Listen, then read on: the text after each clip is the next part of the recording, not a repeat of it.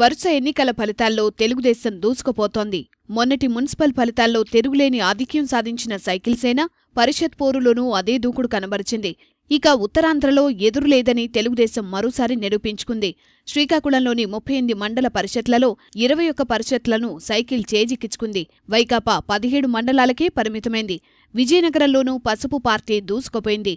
దశాబ్ద కాలంగా బొత్స కుటుంబం పెత్తనం నడిచిన జిల్లాలో ప్రస్తుతం కాంగ్రెస్ పత్తా లేకుండా పోయింది. వైకాపా కూడా కనీస పోటీ ఇవ్వలేదు. జిల్లాలోని 34 మండల పరిషత్లలో 26 తెలుగుదేశం జెండా రెపరెపలాడగా 6 వైకాపా గెలుచుకుంది. మరో 2 హంగ్ ఏర్పడింది. విశాఖలోనూ పసుపు దళం సత్తా చాటింది. 39 మండలాల్లో 22 మండల పరిషత్లను దేశం కైవసం చేసుకుంది. పంక 12 మండలాల్లో పాగా వేసింది. 2 తెలుగుదేశం వైకాపాలకు సమాన సంఖ్యలో సీట్లు వచ్చాయి. 3 మండల పరిషత్లలో హంగ్ ఏర్పడింది. గోదావరి జిల్లాలు పసుపు రంగును పులుముకున్నాయి. పురపాలక ఎన్నికల ఫలితాలే పరిషత్ ఎన్నికల్లోనూ పునరావృతమయ్యాయి. తూర్పుగోదావరి జిల్లాలోని 57 మండల పరిషత్లలో 41 దేశం వశం కాగా తమకు ఎదురులేదని భావించిన వైకాపా 12 చోట్ల మాత్రమే ప్రభావం చూపగలిగింది. 4 పరిషత్లలో ఏ పార్టీకి ఆధిక్యం దక్కలేదు. పశ్చిమ గోదావరి జిల్లాలోనూ తెలుగుదేశానికి ఓటర్లు బ్రహ్మరథం పట్టారు. పుర ఫలితాలే ఇక్కడా పునరావృతమయ్యాయి. జిల్లాలో 46 మండల పరిషత్లకు గాను 43 పరిషత్లలో పసుపు దళం జయకేతనం ఎగురవేసింది. వైకాపా కేవలం 3 మండల పరిషత్లను మాత్రమే దక్కించుకుంది.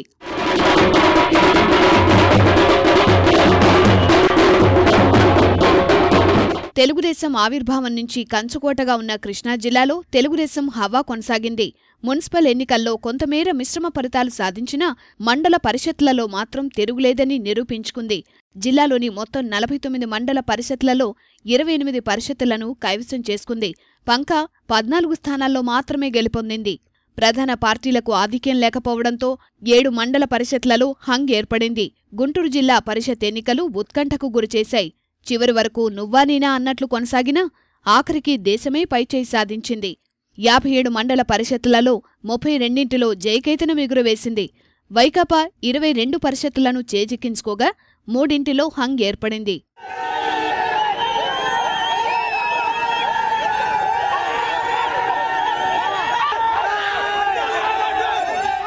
పరిషత్ ఎన్నికల్లో సత్తా చాటుతామంటూ బీరాలు పలికిన వైకాపా 13 జిల్లాల్లో 4 జిల్లాలకే పరిమితమైంది. ప్రకాశం జిల్లాలోని 56 మండల పరిషత్తులలో 27 ఎంపీపీలను ఆ పార్టీ దక్కించుకోగా గట్టిగా ఢీకొట్టిన తెలుగుదేశం 21 మండల పరిషత్తులలో విజయం సాధించింది.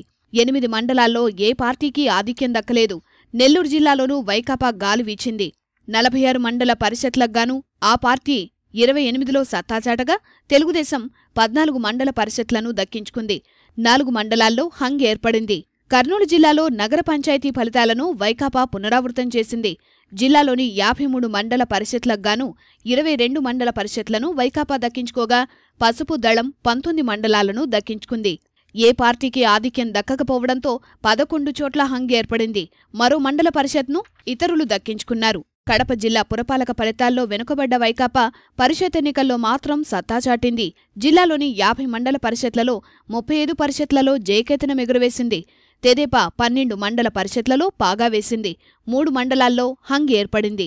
రాయలసీమలోని 2 జిల్లాల్లో వైకాపా ఆధిపత్యం ప్రదర్శించగా అనంత, చిత్తూరులో మాత్రం ఆ పార్టీ ప్రభావమే చూపలేదు. తెలుగుదేశం ఆవిర్భావం నుంచి దేశానికి కంచుకోటగా ఉన్న అనంతపురం జిల్లాల్లో సైకిల్ హవా కొనసాగింది. జిల్లాలోని 63 మండల పరిషత్లలో 40 పరిషత్లో దేశం బుల్లెట్ వేగంతో దూసుకుపోయింది.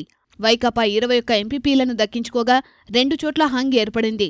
చంద్రబాబు సొంత జిల్లా చిత్తూరులో సైకిల్ దూసుకుపోయింది. 65 మండల పరిషత్లలో 37 పరిషత్లను దేశం దక్కించుకుంది.